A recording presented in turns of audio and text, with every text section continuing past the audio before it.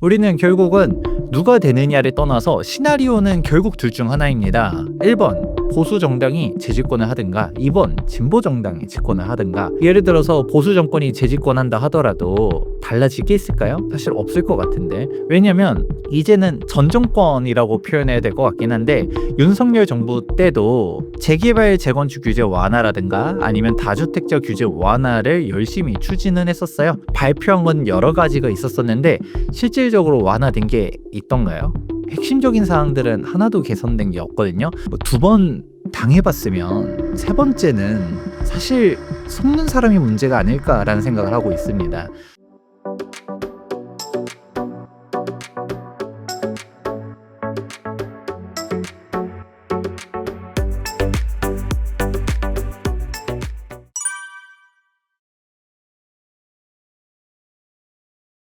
네, 반갑습니다. 투미 부동산 컨설팅 김재경 소장입니다. 그리고 최근에 시장을 이기는 부동산 투자 원칙이라는 책의 저자이기도 합니다. 반갑습니다.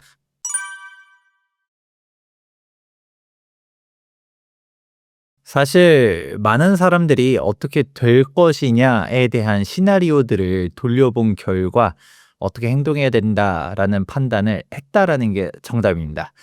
사실 이 얘기를 듣자마자 빠르게 어떤 의미인지 파악하신 분들도 있겠지만 도대체 이게 뭔 말이야 하시는 분들도 있을 수 있거든요. 그럼 제가 한번 거꾸로 질문을 드려봐도 되나 모르겠는데 예를 들어서 우리 PD님께서는 현재 이제 탄핵이 됐잖아요. 그러면 보수 정권 입장에서는 재집권을 하기 유리한 환경이라고 생각하시나요? 아니면 불리하다라고 생각하시나요? 저 좀 현실적으로 지금 시점에 좀 어렵지 않을까라는 생각들을 많이 하는데요. 근데 물론 뭐 투표는 가봐야 아는 거긴 하지만 현재 시점에서는 아무래도 정권 교체 가능성이 커졌다라고 보시는 게 맞습니다.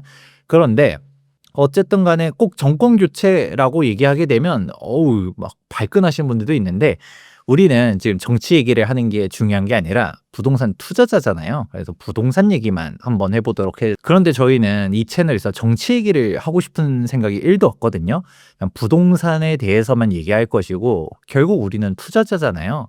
부동산 시장이 어떻게 될 것인가를 봐야 되는데 우리는 결국은 누가 되느냐를 떠나서 시나리오는 결국 둘 중 하나입니다. 1번 뭐 보수 정당이 재집권을 하든가 2번 진보 정당이 집권을 하든가. 이 두 개 외에 시나리오가 있다라고 말하시면 제가 할 말은 없긴 한데 당연히 둘 중 하나겠죠. 그러면 이 둘 다 어떤 시나리오가 펼쳐질까만 생각하면 답이 나옵니다. 예를 들어서 보수 정권이 재집권한다 하더라도 달라질 게 있을까요? 사실 없을 것 같은데. 왜냐면 이제는 전 정권이라고 표현해야 될 것 같긴 한데 윤석열 정부 때도 재개발 재건축 규제 완화라든가 아니면 다주택자 규제 완화를 열심히 추진은 했었어요. 발표한 건 여러 가지가 있었었는데 실질적으로 완화된 게 있던가요? 핵심적인 사항들은 하나도 개선된 게 없거든요.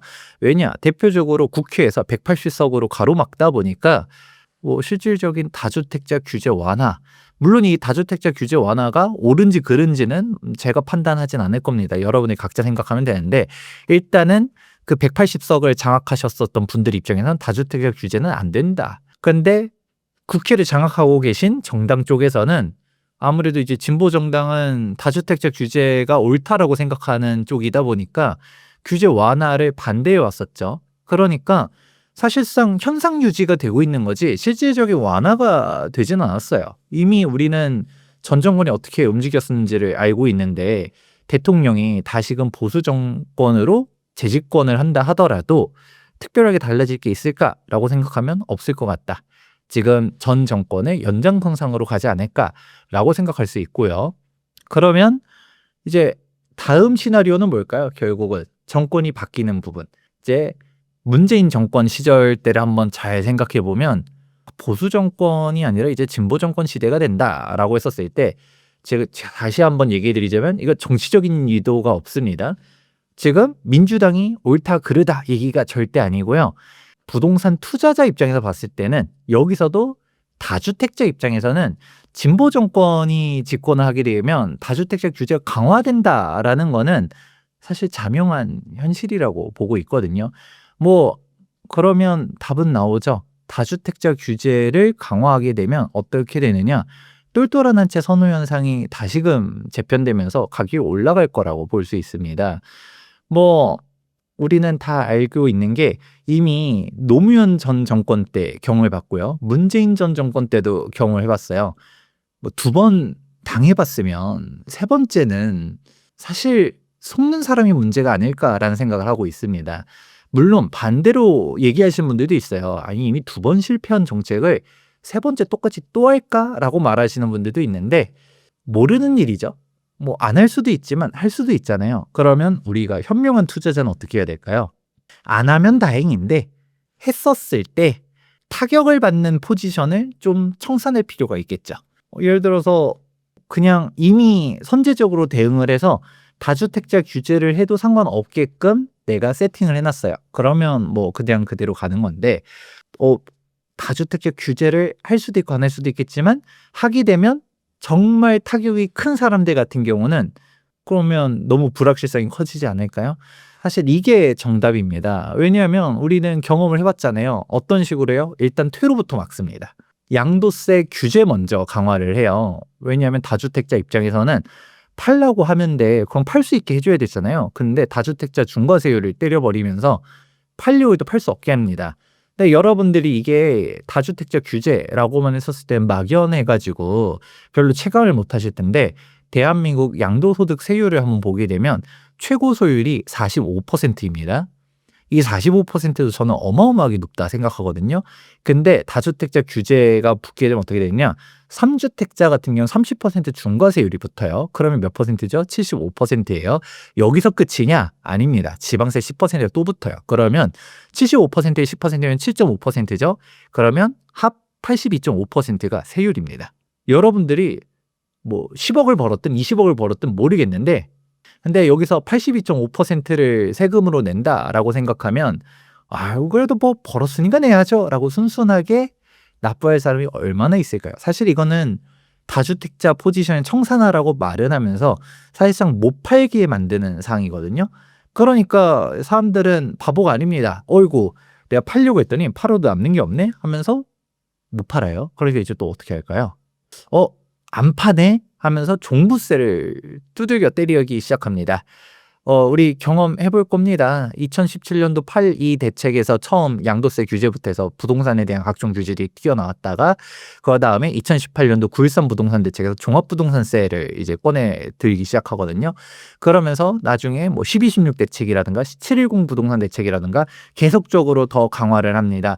그리고 나중에는 취득세까지 건드려 버려요. 그래서 조정대상 지역리 2주택이 되려고 하게 되면 8.4%, 세 번째 주택을 취득하게 되려고 하면 12.4%의 취득세 중과세율이 적용되니까 뭐 애초에 다주택이 되고 싶어도 될 수 없는 환경을 만들어 버립니다. 자, 그러면 이런 사항들을 인지하게 되면 어떻게 될까요? 다주택이 되고 싶다라고 해서 될 수 있는 게 아닙니다. 그냥 다주택자들을 갖다가 이리 괴롭히고 저리 괴롭히고 하다 보면서 1주택으로 가게끔 하거든요. 그러면 답이 나옵니다. 지금 강남 집값이 미친 듯이 올라가고 있거든요. 미친 듯이 올라가는 게 정상이냐 비정상이냐고 물어보면 저는 비정상이라고 생각합니다. 그런데 이 비정상을 정상화 만들게 하는 요인이 바로 다주택자 규제거든요. 왜냐? 지방 집값이 저는 정말 저평가돼 있다라고 생각해요. 지방이 이 정도로 무너질 상황이 아니라고 생각하는데도 불구하고 지방 집값이 왜 초토화되었느냐? 답은 간명합니다. 지방이 여러 채를 가지고 있어도 강남 한 채를 못 사는데 강남에 한 채를 가지고 있으면 뭐 실소유 1주택자야? 그러면 규제 대상이 아닌 반면 지방이 여러 채를 가지고 있으면 다주택 투기꾼이 되기 때문에 적폐가 되는 거잖아요.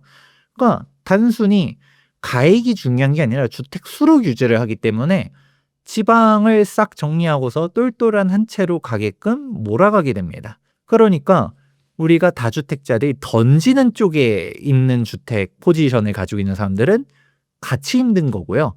근데 그 포지션을 청산하고서 다시금 좋은 쪽으로 갔다가 합쳐서 움직이려고 하는 쪽에 속한 지역 같은 경우는 어마어마하게 올라가고 있는 게 눈에 보여지는 것이죠.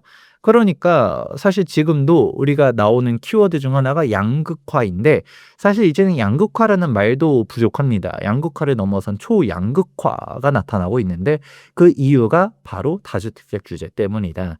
그러면 우리는 답이 보여지죠? 다음 정권이 어떻게 할 것이냐라는 걸 생각했을 때 어느 정권이 되던 간에 규제가 완화될 것인가라고 생각해 보면 완화될 것 같진 않다. 그런데 지금 다주택자 규제가 현상 유지만 된다 하더라도 사실 강력한데 여기서 더 강화된다라고 생각해 보면 지금 이 양극화가 더 벌어질 수 있다, 심화될 수 있다라는 생각을 해볼 수가 있습니다. 그래서 실제로 2025년도 부동산 시장 전망도 제가 웅달 책방에서도 한번 나와서 얘기한 적이 있었는데 저는 그때도 서울 부동산은 사야 된다라고 얘기해 드렸거든요. 근데 정확하게는 여기서도 신축 아파트를 주목해야 된다라고 말씀드렸었어요. 그게 결국 뭔가요? 이 양극화가 나타나다 보니까 이게 서울과 지방 간의 양극화도 나타나지만 서울 내에서도 지금 빌라 오피스텔은 처참합니다. 왜 그럴까요? 주택 수로 규제를 하기 때문에 아파트와 비아파트 간의 양극화가 나타나고 있고요. 똑같은 아파트 내에서도 신축과 구축 간의 양극화가 나타나고 있어요.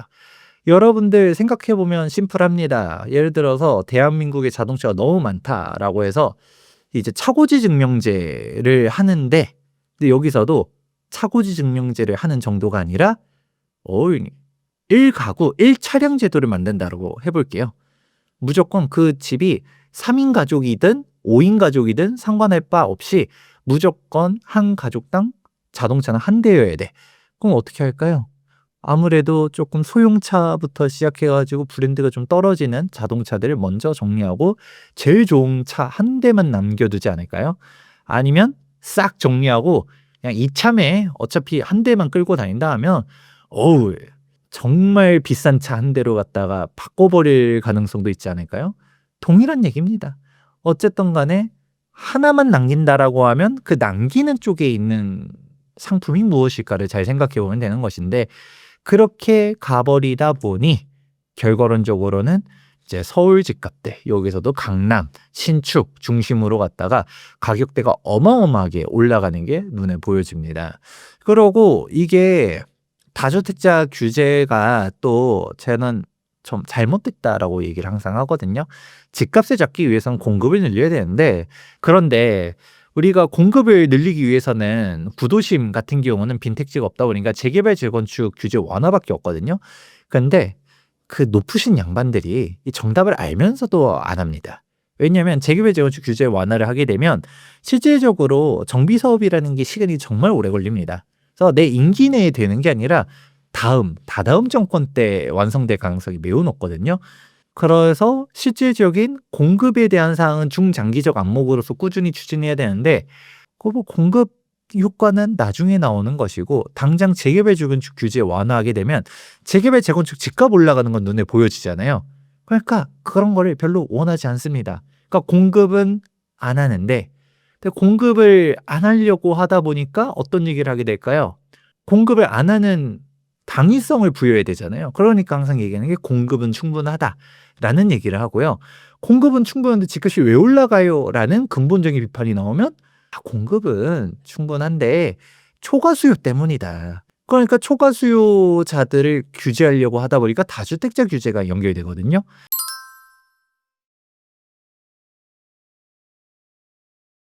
그런데 다주택자 규제를 하다 보니까 어떤 결과가 나올까요? 집값이 안정은 되죠. 실제로 제가 다주택자 규제 수요 억제 정책은 잘못됐습니다라고 항상 비판해도 누군가는 댓글에다가 저 또 투기꾼 나왔다. 또 저 다주택자들 만들려고 양성하려고 저러는 거다라고 말하는데 아이고 그렇게 얘기하면 저는 할 말은 없고요. 뭐냐? 다주택자 규제를 강화하게 되면 분명 누군가는 집을 팔 겁니다. 그런데 그 파는 주택이 내가 원하는 주택이 아니라는 게 문제죠. 지방의 주택 가격들이 무너지고요. 서울에서 빌라 가격이 무너지고요. 오피스텔 가격이 무너지는 게 여러분들이 원하는 결과라고 생각하면 다주택자 규제 정책은 옳은 겁니다. 예를 들어서 거짓말은 하지 않은 거죠. 다주택 투기꾼들 때문에 초과 수요가 있었다. 그래서 집값을 안정화시켜야 된다라고 얘기를 하는데, 그래서 그래, 이 초과 수요를 잡아야겠어, 적폐들을 청산시켜야겠어라고 하면서 휴지를 막 합니다. 그러니까 여러분들 원하는 대로 다주택자들이 으악 세금 맞다가 아파가지고 막 주택들 던져요. 던지게 되면 이제 어떤 결과가 나올까요?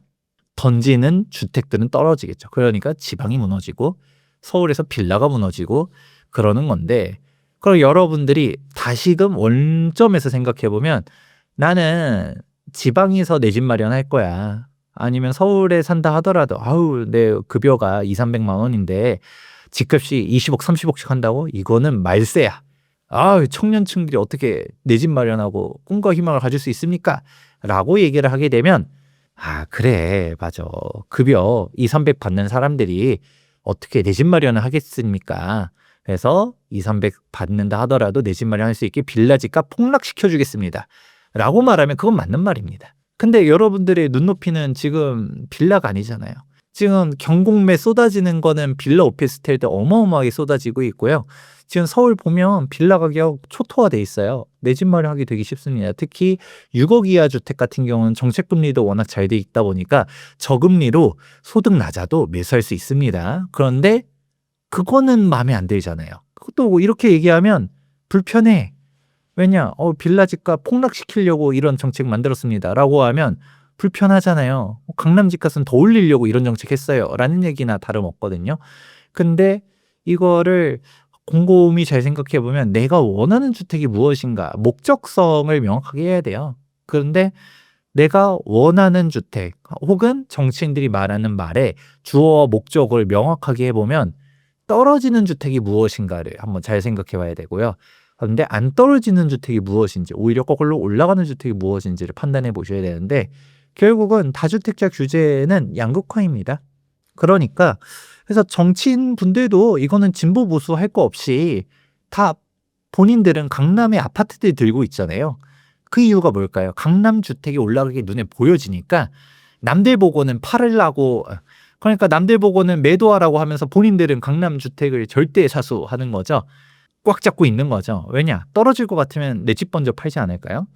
근데 안 떨어질 것 같으니까 안 파는 거거든요. 그래서 개인적으로는 이게 말과 행동이 일치해야 되지 않을까. 그래서 집값 안정화 시키겠다는 사람들은 무주택자 인증부터 해야 되는 거 아닌가라는 생각도 좀 하고 있습니다. 물론 뭐 그렇게 얘기하면 너무 극단적이긴 한데, 근데 뭐 본인은 강남에 살면서 남들 보고 자꾸 집 팔라고 하는 거는 좀 잘못되지 않았나라는 생각도 좀 해보고 있고요. 그러면 이제 돌고 돌아서 집값 자체는 양극화가 된다. 그러면 내가 매수하고 싶은 주택이 어디냐에 따라서 기다리는 게 정답인 곳도 있겠지만 기다리면 안 되는 곳이 그려질 거고요. 근데 이제 두 번째 문제는 이게 단순히 집값만 오르냐 이게 아니라 전월세 가격도 같이 올라가는 게 문제입니다. 되게 불편한 진실 중 하나인데, 많은 사람들이 일명 갭 투자를 정말 죄악시처럼 하잖아요. 아니 실거주 할 것도 아닌데 투자를 해. 그리고 내가 실거주 한 채 있으면 되지 추가 주택을 가지고서 임대 사업을 돌려 하면서 다주택자들 나쁜 놈들, 갭 투자 나쁜 놈들 이렇게 얘기하는데, 근데 다주택자가 사라지고 갭 투자가 사라진다는 얘기는 반대로 말하면 전세 공급이 없어진다는 얘기 아닌가요? 안 그래요? 아니 예를 들어서 무주택자가 전월세 공급을 해줄 수 있을까요? 당연히 안 되고요. 1주택자가 전월세 공급할 수 있을까요? 할 수는 있겠죠. 나는 내 집을 임대를 놓을 수는 있는데, 그럼 반대로 따지면 나도 어딘가에 전월세를 살고 있다는 거잖아요. 그럼 플러스 마이너스 제로입니다. 실질적으로 대한민국에서 임대 공급을 해주는 사람은 결국은 다주택자라는 얘기는 되게 단순한 논리입니다. 왜냐? 정부 임대주택이 차지하고 있는 비중, 그리고 기업 임대주택이 차지하고 있는 비중은 한 자릿수밖에 안 돼요. 그렇기 때문에 대부분은 민간에서 이루어지고 있는데, 그러면 잘 생각해 보면 자꾸 다주택자들을 막 괴롭혀. 이게 지금 현재 전월세 금액이 왜 올라가는지를 설명하는 이유이기도 합니다. 어떻게 따지면 당연한 얘기예요. 수요와 공급인 건데, 집값이 엄청나게 올라갈 때도 생각보다 전월세 금액은 안정화돼 있었던 시절들이 있었거든요. 근데 전월세 금액이 언제 폭등하기 시작했었냐? 임대차 시장을 교란하기 시작했을 때, 대표적으로 임대차 3법 건들면서 계약갱신 청구권, 2+2 이거 만드는 순간 임대인들이 오이씨 이럴 거면 내가 임대를 왜 해? 하면서 임대를 안 해버린다던가 아니면 한 번에 높여서 받으려고 한다던가 하면서 그때 당시에 전세 금액이 몇 억씩 뛰어 올라갔던 시절이 한 번 있었고요. 사실 그때 그것만 있었던 게 아니라 계속적으로 다주택자 규제들을 강화해 오고 있었어요. 그런 것들이 맞물리다 보니까 다주택을 하지 말아야겠다라고 말하는 거는 지금 뭘까요? 내 실거주 한 채로 가야겠다. 이게 단순히 1주택인 게 중요한 게 아니라 양도소득세 비과세 요건을 최대한 받기 위해서는 당시 조정대상 지역에서는 2년 보유만 하는 게 아니라 2년 실거주래야 비과세 요건이 적용되었었고요.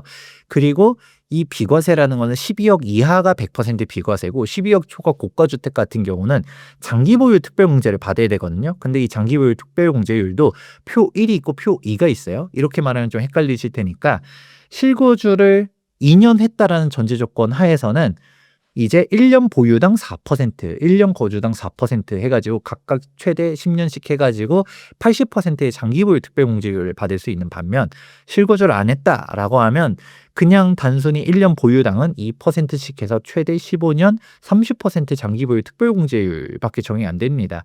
이것조차도 조정대상 지역 내 다주택자 같은 경우는 장특공 자체가 없어져요. 그러면 단순히 1주택인 게 중요한 게 아니라 실거주를 오랫동안 지속해야지 세후 수익률이 늘어난다라는 결과가 나옵니다. 그러면 어떻게 될까요? 다들 들어가서 내 집 마련하기 시작하면 전월세 공급은 누가 해주죠? 마치 이게 악어와 악어새와 같다라고 저는 비유를 합니다. 여러분들 예를 들어 무주택자 입장에서는 다주택자가 막 완전 악의 축으로 생각하실 수 있어요. 뭐 그렇게 생각했다라는 게 뭐 잘못됐다는 건 아닌데 근데 다주택자가 사라지게 되면 주택 공급이 없다는 얘기거든요. 임대차 공급이 없어요. 그러면 나는 뭐가 됐던 간에 내 집 마련을 하지 않는 이상은 전월세를 거주할 수가 없다라는 말이기도 합니다. 아니면 뭐 공공임대주택 들어가서 살 건가요? 뭐 LH 아파트 들어가서 살 건가요? 그거 아닌 이상은 결국은 내 집 마련을 언젠가는 해야 된다라는 겁니다. 그러면 또 혹자는 그런 얘기 해요. 아니 그래도 그 다주택자들이 집을 팔게 되면 결국은 집값이 떨어지기 때문에 내 집 마련하기 좋아질 것이다 라고 말하거든요. 근데 제가 맨 처음에 길게 얘기했죠. 그 떨어지는 주택이 어딘지 안 떨어지고 오히려 올라가는 주택이 어딘지를 판단해야 된다라고 말씀드렸어요. 그러면 내가 거주하고 싶은 주택이 어딘가라고 생각해 봤을 때 정답은 나와 있다라고 말씀드려보고 싶습니다. 그래서 오히려 저는 이런 얘기를 하는 게 정치적인 의도를 가지고 있는 게 아니라 이런 사항들이 우려된다. 실제로 많은 자산가들이 똘똘한 한 채를 찾아서 강남, 서울로 몰려 들어가고 있다라는 얘기들을 해드리는데 이거는 통계로도 보여집니다. 지금 서울 주택은 외지인의 비율이 지금 25% 정도 되거든요. 애초에 서울 사람들만의 투자처가 서울이 아니라 그냥 전국의 투자처가 되고 있다라고 보실 수 있습니다. 그런데 이런 사항들을 갖다가 제가 얘기해 드리는 거는 누가 정권을 잡든 간에 똑같은 실수를 반복하지 말라라고 말하는 거기도 합니다. 뭐 우리 2번 실패해 봤으면 됐잖아요. 그럼 3번째 똑같은 정책을 꼭 해야 될까요? 그러면 3번째는 우리는 어떻게 해야 될까요? 이런 말도 안 되는 다주택자 규제를 하기보다는 주택수 규제를 철폐해야 될 것이라고 보고 있고 결국은 공급을 활성화하기 위해서는 재개발 재건축 규제 완화, 재개발 재건축 활성화 정책이 필요하다라고 저는 바라보고 있습니다. 근데 뭐 이게 아니다라고 생각하면 뭐 거기까지는 제가 뭐 얘기할 수 있는 사항은 아닌 것 같지만 여러분들이 결국은 각자 도생이라고 얘기하거든요. 내 주거 안정성을 생각했을 때 어떤 식으로 판단을 해야 되는가? 왜냐면 주택 같은 경우는 결국 의식주 중 하나거든요. 내가 매수를 하지 않으면 전월세가 강제가 되는 게 바로 주택입니다. 그러니까 집값이 올라가고 떨어지고는 뭐 매수한 사람들, 즉 투자자의 영역이라고 생각했었을 때, 즉 매수를 해가지고 주택 가격이 올라가고 떨어지고는 뭐 투자자의 영역이야. 나랑 상관없어 라고 생각할 수는 있어요. 근데 적어도 전월세 금액은 안정이 되어야지 내 주거 안정성이 지속될 수 있는데 내 전월세 금액은 어떻게 될 것인가 라고 생각해 보면 조금 암담하긴 합니다. 그래서 실제로 부동산 가격이 떨어진다라고 전망하시는 분들도 있어요. 제가 뭐 그분들 말이 100% 틀렸다, 뭐 논리 구조가 잘못됐다라고 말하는 건 아니지만 그분들한테 주택 매매 금액은 예를 들어 하락한다라고 전망하시는데 전월세 금액도 하락할까요?라고 물어보면 그분들이 잘 대답하기 어려울 거라고 생각합니다. 왜냐하면 전월세 금액이 이래저래 상승할 게 눈에 보여지기 때문인데요. 여러분들도 그러면 내 주거 안정성을 생각했을 때는 어떤 식으로 대비를 해야 될까? 한번 곰곰이 생각해 보시면 좋을 것 같습니다.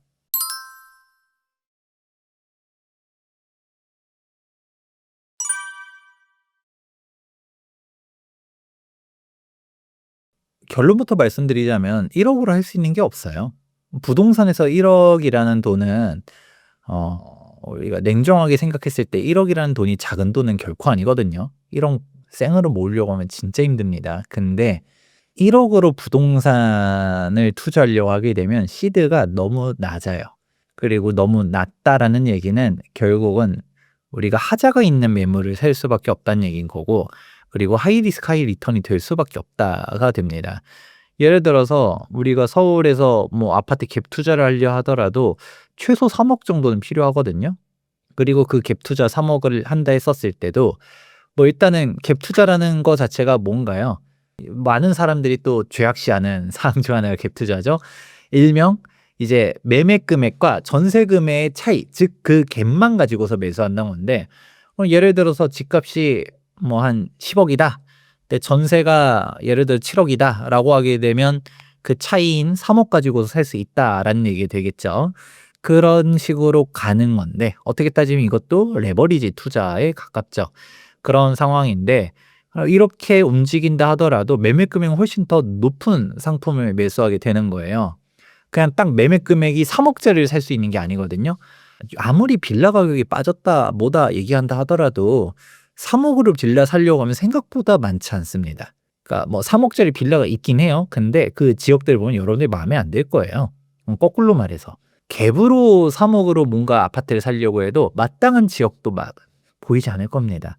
뭔가 이제 입지가 처진다던가 세대 수가 너무 적다라든가 극단적으로 나홀로 아파트야. 아니면 인프라가 너무 안 좋아. 뭐 지하철이라든가 학군이라든가 너무나도 안 좋아.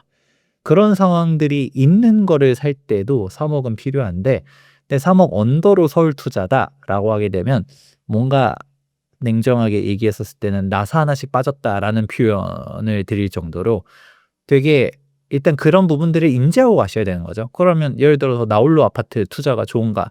물론 수익률이 좋을 수도 있어요. 되게 타이밍 잘 잡으면 잘 투자할 수도 있겠지만, 근데 장이 안 좋을 때는 진짜 안 팔린 게 또 나홀로고요. 그리고 현실적으로 1억이다라고 하면 빌라 투자밖에 없어요. 빌라도 매수가 아니라 그냥 갭으로 사는 건데 지금 빌라 시장이 정말 처참하잖아요. 그러면 앞에 일부에서도 여러분들 보셨던 것처럼 다주택자 규제는 결국 양극화를 불러온다라고 제가 말씀드렸습니다. 이 양극화라는 게 서울과 지방 간의 양극화, 서울 내에서도 아파트와 비아파트 간의 양극화, 그리고 아파트 내에서도 신축과 구축 간의 양극화가 계속적으로 나타나는데, 그러면 소액으로 갖다가 매수를 한다. 그쪽이 지금 현재 다주택자 규제가 더 강화될 것 같은 흐름 속이다라고 하게 되면 물론 모든 빌라가 다 떨어지진 않겠죠. 빌라도 빌라 나름인 것이고, 물론 서울에서 입지가 또 괜찮고 뭐 실소유자들이 탄탄한 곳들은 뭐 그렇게 괜찮을 수도 있겠지만, 근데 그렇다 해서 가격이 많이 올라가냐라고 하면 또 그렇지만도 않아요. 의외로 재미있는 게 지금이야 빌라가 다 무너지니까 그렇지만 막상 가격이 올라갈 때 당연하겠지만 아파트가 어마어마하게 올라가고 빌라는 조금밖에 안 올라가요. 그래도 수익률이 빌라가 나쁘지 않거든요. 왜냐면 애초에 투자 금액이 낮잖아요.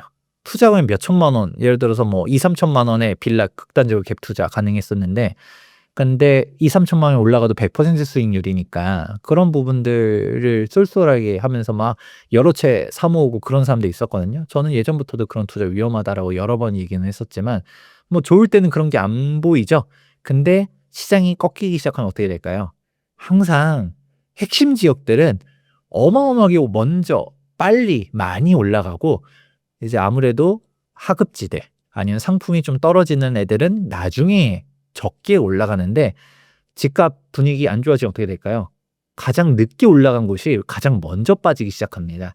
그러니까 지금 빌라 시장들이 되게 안 좋은 건데, 근데 이런 상황이 조금 예를 다주택자 규제가 좀 완화되고 이런 흐름으로 갈 것 같다라고 하면 조금 고려해 볼 수도 있겠지만, 근데 뭐 그런 것도 아닌데 좀 위험한 상품을 먼저 투자한다고 한다라는 것 자체가 조금 좀 애매하죠. 예를 들어서 여러분들한테 한번 역으로 비유를 한번 드려 보도록 하자면, 예를 들어서 저는 뭐 주식은 잘 모릅니다. 근데 주식을 할 때 여러분들이 막 "미장도 요즘 좀 힘들어요."라는 얘기 나오지만 국장을 투자한다.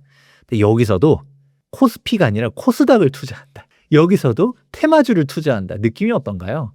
인생은 한 방이야. 돈을 벌 수도 있겠지만 사실 까먹을 만한 리스크도 인지하고 있는 거 아닌가요? 그런 것처럼 애초에 우리가 좋은 거 몰라서 투자 안 하는 게 아닌데, 근데 그 좋은 거는 비싸죠. 시드가 많이 필요하죠. 그래서 저는 한마디로 표현하면 싸고 좋은 건 없다라고 말씀드려요. 싸고 좋은 게 있으면 직접 사면 되죠. 안 그래요? 진짜 1억으로 갖다 10억 벌 수 있는 곳이 있으면 어 제가 한 10채씩 사고 싶은데, 안 그래요? 그 대박 낼 수 있는 곳이 있으면 우리 애들한테 하나씩 다 사줄 것 같은데, 그런 생각을 하게 되는 게 맞지 않을까요? 그런데 뭐 애초에 여러분들 지방을 보면 조금 선택지가 1억으로도 할 수 있는 게 있을 수 있어요. 근데 서울을 보고 여기서도 우리가 아파트를 본다, 아니면 좀 뭐 재개발 재건축 얘기가 나오는 데를 가고 싶다, 그러면 1억으로는 택도 없습니다. 그러면 오히려 이런 소액으로 갔다가 뭐 리스크를 인지하고서 투자를 하든가 진짜 공부를 열심히 해야 되겠죠. 근데 그게 아니면 저 일반인들 대상으로는 제가 재개발 재건축 전문이긴 하지만 재개발 재건축 투자하는 얘기를 잘 안 해요. 왜냐면 그만큼 오래 걸리고 리스크 있고 사업성도 따져봐야 되고 이게 산전수전 공중전 다 해야 되거든요.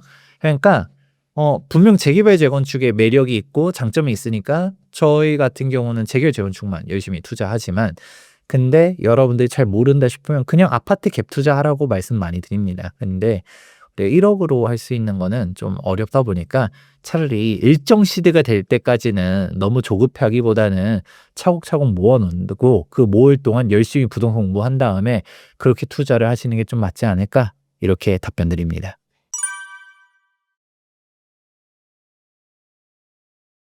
갭 투자가 막혔다라고 말하는 사람들이 있긴 한데, 근데 꼭 막혔냐라고 물어보면 사실 그렇지만은 않아요. 예를 들어서 강남 3구, 용산구 토지거래 허가 구역으로 지정하면서 뭐 "갭 투자가 안 된다."라고 말하는 거는 팩트긴 하지만, 근데 그러면 토지거래 허가 구역이 아닌 곳들, 예를 들어서 마포, 성동, 광진, 강동, 동작 이런 곳들은 어떻게 될까요? 여기는 갭 투자 여전히 가능하잖아요.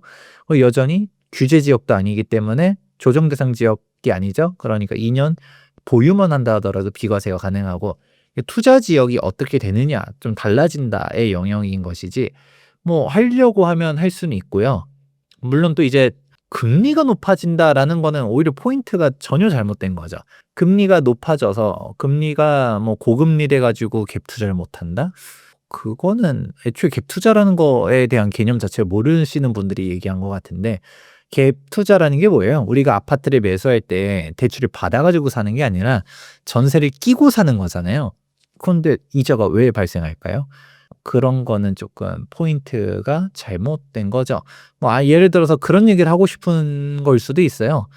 뭐 "전세자금 대출 금리가 높아져 가지고 전세 가격이 빠지지 않을까요?" 라는 식으로 얘기할 수도 있을 텐데, 근데 대신 어떻게 될까요? 월세 가격이 또 올라가죠. 항상 전세랑 월세는 상호보완적인 관계다 보니까 전세금이 빠질 땐 또 월세가 올라갑니다.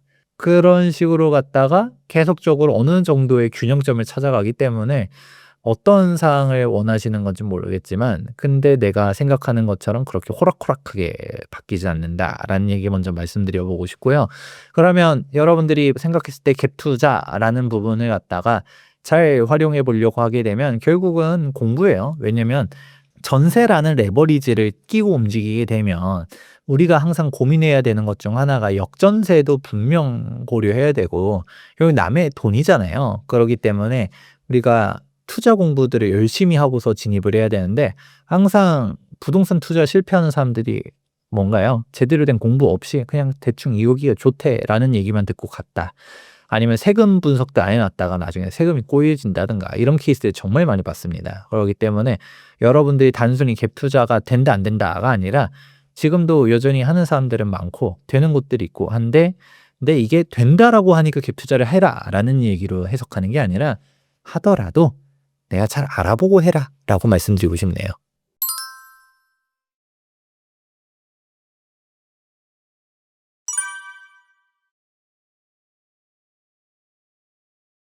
결론적으로 말씀드리자면 토지거래 허가구역 지정한다라고 해서 집값이 빠지지 않습니다. 어떻게 따지면 당연한 얘기일 수도 있는데 단기적으로는 영향이 물론 있어요. 근데 중장기적으로는 당연하겠지만 집값이 다시금 올라갑니다. 여러분들이 좀 관과하는 사항들이 있어요. 토지거래 허가구역을 지정하게 되면 어떤 효과가 있었냐? 일단 다주택자들이 사기가 어렵습니다. 그리고 실거주 목적으로만 사야 됩니다. 그렇다 보니까 일명 갭 투자를 못하게 할 수가 있겠죠. 그러니까 사람들이 자꾸 갭 투자를 죄악시 하다 보니까 그래, 저 투기꾼들이 토지거래 허가구역을 갖다가 지정해버리게 되면 못 들어가겠구나라고 생각을 하겠지만 근데 이게 즉 어떤 규제냐? 규제의 성격을 파악할 필요가 있어요. 수요 억제 정책이죠. 그러니까 집값이 올라가는 이유는 딱 두 가지밖에 없습니다. 첫 번째, 수요가 증가하거나 두 번째, 공급이 감소하거나 이 둘 중 하나밖에 없어요. 뭐 제3의 영향이 있다라고 하면 뭔지는 잘 모르겠는데 여러분이 경제학 이론을 만들면 됩니다. 그러면. 그런데 어쨌든 수요 증가 혹은 공급 감소 둘 중 하나예요. 그러면 집값을 거꾸로 안정시키기 위해서는 수요를 감소시키거나 공급을 늘리거나 이 둘 중 하나라는 게 당연한 이야기로 귀결이 됩니다. 자, 그러면 토지거래 허가구역을 지정을 했다라는 거는 갭 투자를 못하게 한다. 즉 초과 수요가 발생했다라고 일단 판단을 하고 있는데 수요를 줄여야겠어. 그러니까 진짜 필요한 사람들 실거주자만 사라라는 식으로 이제 가버리는 거죠. 그러면 이제 어떻게 될까요? 당연히 수요는 감소하겠죠. 그러면 집값이 떨어질까요? 정답은 떨어질 수도 있지만 안 떨어질 수도 있다라는 겁니다. 이건 단기적으로 봐도 그래요. 왜 그러냐? 이게 수요는 감소를 하게 되는데 문제는 수요만 감소하냐 공급도 같이 감소를 해요. 왜 그럴까요? 실거주자만 매수할 수 있다는 얘기는 반대로 말하면 전월세를 끼고 있는 매물은 매도를 못한다는 얘기이기도 합니다. 안 그래요? 토지거래 허가를 받기 위해서는 매수자가 들어가야 돼요. 그래서 예를 들어서 집주인이 살고 있는 주택을 거래한다던가 아니면 임차인이 있다라고 하면 퇴거 사실 확약서를 받아야지만 되거든요. 애초에 토지거래 허가 신청을 할 때 임차인의 서명을 받아야지만 신고 접수도 할 수 있습니다. 그런 식으로 가는 건데 세입자가 미쳤다고 그냥 퇴거한다라고 얘기할까요? 당연히 안 그러겠죠. 그러니까 공급 물량이 또 줄어버려요. 그럼 이제 정답 나옵니다. 어떻게? 수요 감소도 되고 공급 감소도 동시에 일어나는데 둘 중에서 어떤 감소폭이 더 크냐에 따라서 집값은 올라갈 수도 있고 떨어질 수도 있다라는 얘기죠. 그래서 실제로 지금도 압구정 현대아파트 같은 경우는 어떤가요?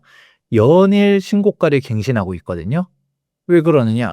아니, 수요 분명 감소를 했는데 계속적으로 공급이 더 높은 애들도 있어요. 또 근본적으로 한번 짚어보도록 하자면 압구정 현대아파트는 애초에 토지거래 허가구역이 해제된 적도 없었죠.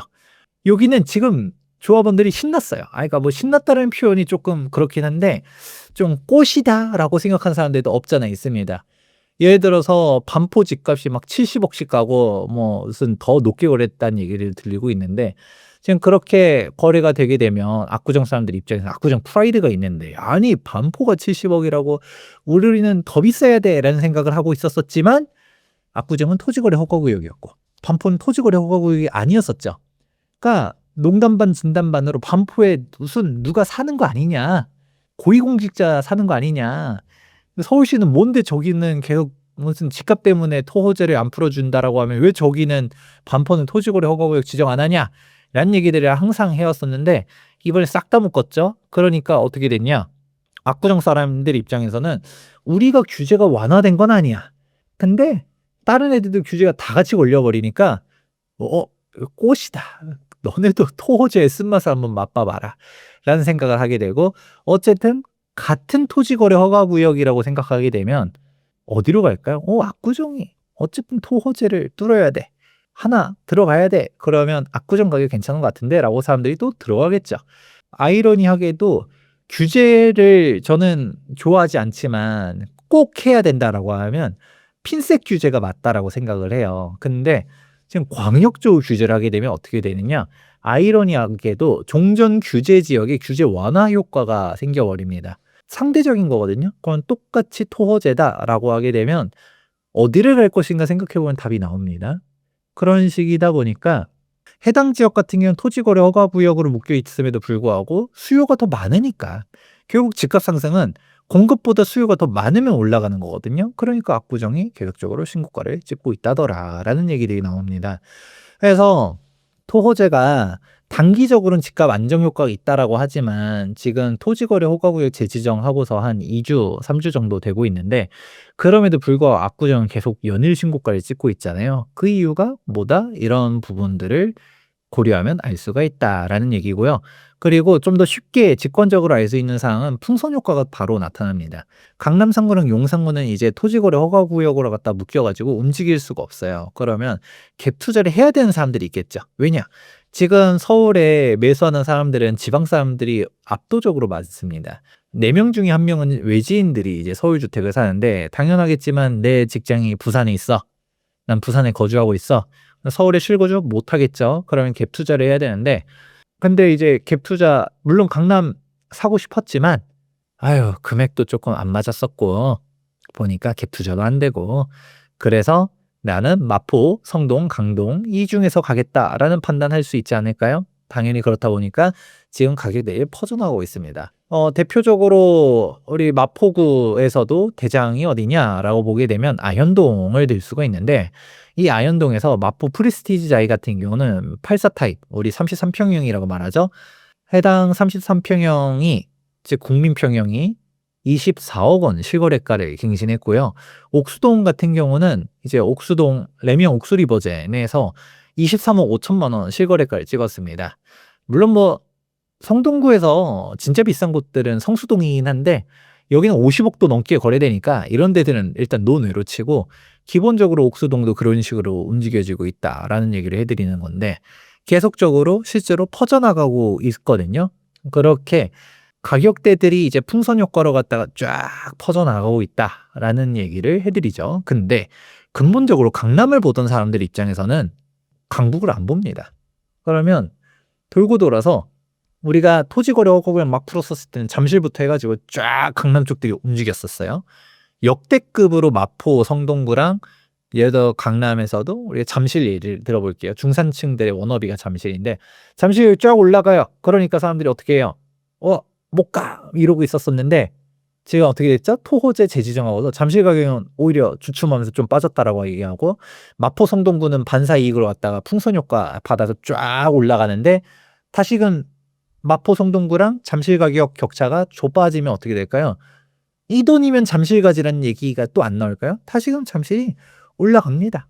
이거는 과거에 토지거래 허가구역 묶여 있었을 때도 똑같았었고요. 그러면 우리가 단기적으로는 아까 제가 단기적으로도 수요 감소폭보다 공급 감소폭이 더 큰 곳 같은 경우는 집값이 올라간다. 단기적인 영향도 없다라고 말씀드렸지만 근데 실제로 집값이 안정된 곳이 있다 하더라도 우리가 다른 데들이 올라가게 되면 다시금 토지거래 허가 구역도 올라가는 사실들을 알 수가 있습니다. 그러니까 결국은 이거는 사람들 괴롭히는 것밖에 안 돼요. 그냥 뭐 없는 사람들 뭐 일단은 강남상구 안 살아 용산구 안 살아 이런 사람들은 토호제 지정이 옳다라고 말하시는 분이 있거든요.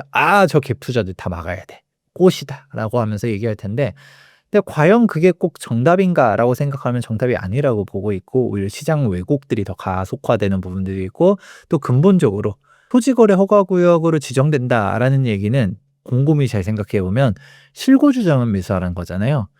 그러면 그냥 갭 투자가 없어지는 거고 이게 집값만 보았을 때는 뭐 좋게 생각할지 어떻게 생각할지 모르겠지만 전월세 공급이 있단 얘기야 없단 얘기야. 이제 강남 3구랑 용산 구는 앞으로 신규 전월세 공급이 없어요. 그럼 강남 3구랑 용산 구의 전세 금액, 월세 금액 올라가지 않을까요? 그러니까 이게 또 전세 금액이 올라가기 시작하면 내가 이 높은 전세를 부담할 것 같으면 내 집 마련해야지 라는 얘기 또 안 생길까요?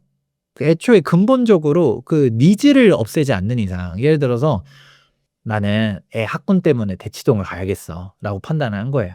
근데 그 니즈 자체를 "야 뭐하러 그렇게 사교육에다가 몇 억씩 쓰냐. 그렇게 하지 마."라고 하면서 애초에 대치동 전입 금지령 이런 거를 만들어서 어 옛날부터 대치동에 살던 사람만 대치동 학교에 입학할 수 있어요. 지방에서 살던 사람은 대치동 근처도 못 와. 어디서 강북 살다가 대치동에 오려고 해. 너네들은 그냥 강북에서 살아.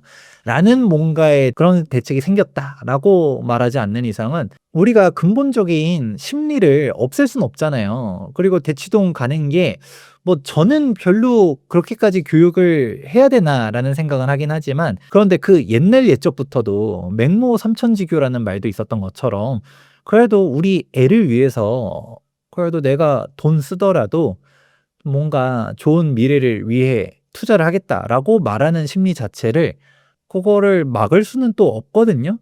근데 그런 심리를 없애지 않는 이상 애초에 상급지를 가고 싶어 한다든가 여기서 말하는 상급지라는 게 단순히 꼭 투자 목적이 아니라 그냥 나는 그 인프라를 누리고 싶은 사람도 있겠죠. 뭐 대중교통이라든가 문화라든가 하다니 학군이라든가 뭐 그 여러 가지 사항들 병원 근접을 더 원하는 사람들도 있을 수 있고요. 이런 식으로 갔다가 여러 가지 교집합이 모여서만 형성된 게 시세인데 그런 근본적인 원인을 갖다가 해결해 주지는 못할 망정 그냥 무작정 막기만 하면 단기적으로는 뭔가 영향이 있을 수는 있겠지만 결국 중장기적으로는 효과가 없다라는 거는 이미 결과가 보여줬습니다. 그렇기 때문에 토지거래 허가구역 지정하면서 이번에 좀 말들이 많은데 근데 이미 사람들이 학습 효과가 돼 있다 보니까 오히려 강남에 들어갈 사람들 그리고 실거주를 할 수 있는 사람들 입장에서는 '지금이 오히려 기회다.'라고 생각하면서 또 매수하시는 분들도 있다라고 말씀드려 보고 싶습니다.